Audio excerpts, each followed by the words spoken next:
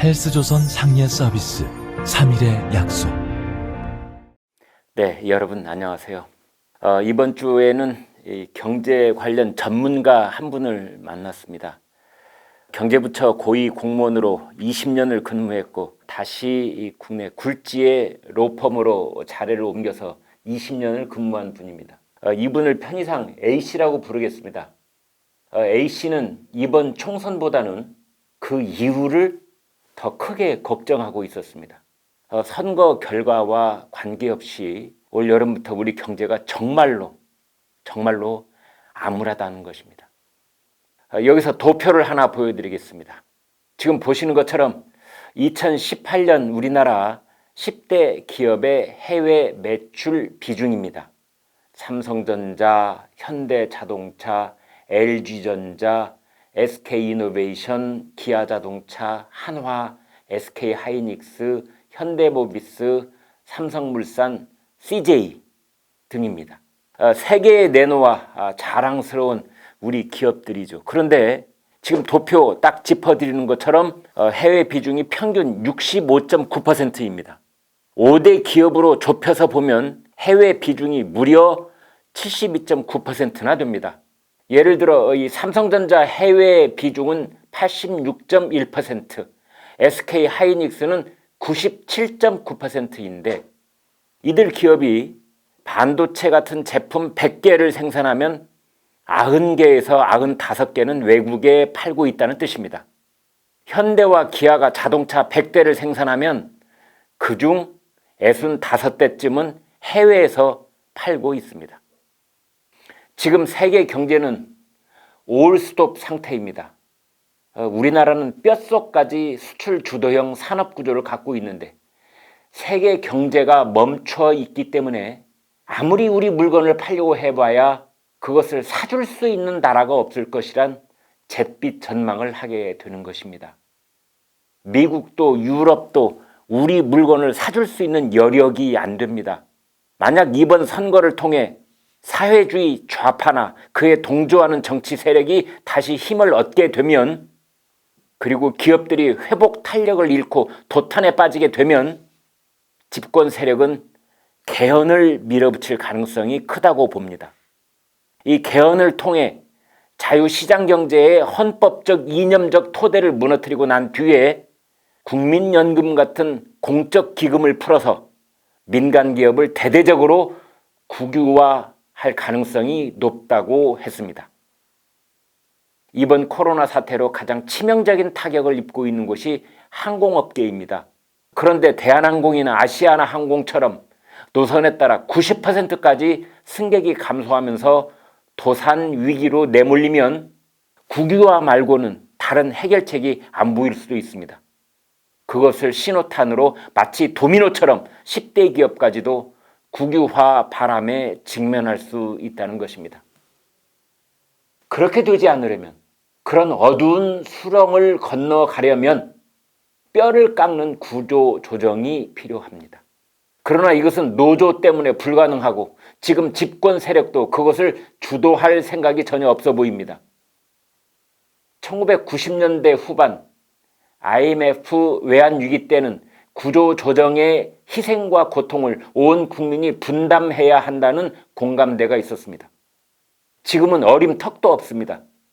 선거가 어느 쪽 승리로 끝나든 불과 서너 석 차이로 1당과 2당이 갈리게 되면 여야는 또다시 정쟁에 휘말릴 것이고, 그때부터 본격 부상하는 대권 주자들은 총선 때와는 차원이 다른 포퓰리즘 공약을 남발할 것이며 공수처는 엉뚱한 사람을 잡아넣느라 난리를 칠지도 모릅니다.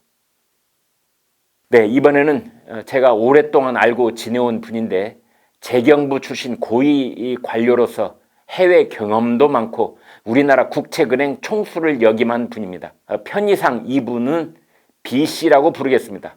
이분이 최근 문자를 보내오셨습니다. 그대로 소개해 드립니다. 김 위원의 고군분투에 감사드립니다. 힘든 시기에 건강 잘 챙기소. 현 정권의 위기 대응책 시계는 2, 3개월 이내인 것 같아요. 만사 제쳐놓고 선거에 이기려고. 이 나라가 저들의 전유물이 아니고 백년 대계로 후손들이 사는 나라가 되어야지. 급할수록 둘러가는 지혜가 있어야 할 것인데 코로나 대응책은 기업과 사람 중 어디에 중점을 둘 것인가가 핵심인데 사람을 중시한 돈풀기는 재정에서 중심이 되고 기업을 중시한 돈풀기는 뱅킹 시스템이 중심이 될 것입니다. 코로나 이후 경제 질서는 기업 회복에 달려 있는데 이 정부는 여기에는 무지함으로써 위기 이후 한국 경제는 처참한 상황에 직면할 것입니다. 재정 적자 가속 시 무디스가 경고한 바와 같이 국가 신용 등급과 은행 기업 등급이 하락이 되고 국가나 은행의 외자 조달이 막히거나 엄청난 고금리 차입이 불가피하여 국가 부도에 직면하게 될 것인데 한미 관계가 소원한 이때 IMF 지원은 어려울 것입니다. 정책 대응의 시계를 단기에서 중장기로 확장시켜 정책을 수립해야 하는데 선거라는 당면 이슈에만 매달려 있어 한심한 상황입니다. 참고의 주소, 건강 잘 챙기시고요. 네. 한마디로 지금은 사람 중심 돈풀기가 아니라 기업 중심 돈풀기로 가야 하는데 집권 세력은 선거를 빙자하여 거꾸로 가고 있다는 탄식입니다. 국가 부도 위기가 닥치면 IMF 지원이 생명줄인데 요즘처럼 한미 관계가 바닥이어서는 그마저도 어려울 것이라고 봤습니다. 따라서 이번 선거가 국가와 민족의 앞날에 얼마나 중요한지 간단한 수치를 하나 보여드리겠습니다. 2020년 우리나라 정부 예산은 512조 3천억 원입니다. 이번 총선에서 당선되는 국회의원은 임기가 4년입니다. 그들은 올해 수준의 예산을 4번 편성해서 통과시킬 것입니다. 그러면 그들이 4년간 다루는 국가 예산은 512조 3천억 곱하기 4는 2049조 2천억 원이 됩니다. 이번 4.15 총선에서 투표권을 가진 유권자는 모두 4,399만 4,247명입니다. 그런데 지난 20대 총선 투표율은 58%였습니다. 이번에도 비슷한 투표율을 보일 것이라고 가정하면 다음 주 수요일 투표장에 나오는 유권자는 2,551만 6,663명쯤 될 것입니다. 앞서 말한 4년간 나라 예산을 다음 주 4월 15일 투표장에 나가는 유권자 수로 나누면 2,049조 2천억 나누기 2,551만 6,663명, 그것은 8,030만 8,307원이 됩니다. 간단히 말해서 다음 주 4월 15일 날 투표장에 나가는 유권자 한 명이 행사하는 투표의 가치가 8,030만 원짜리라는 뜻입니다. 그런데 지금 정부는 긴급 재난지원금으로 4인 가족 기준 100만 원을 준다고 합니다. 한 사람당 25만 원입니다.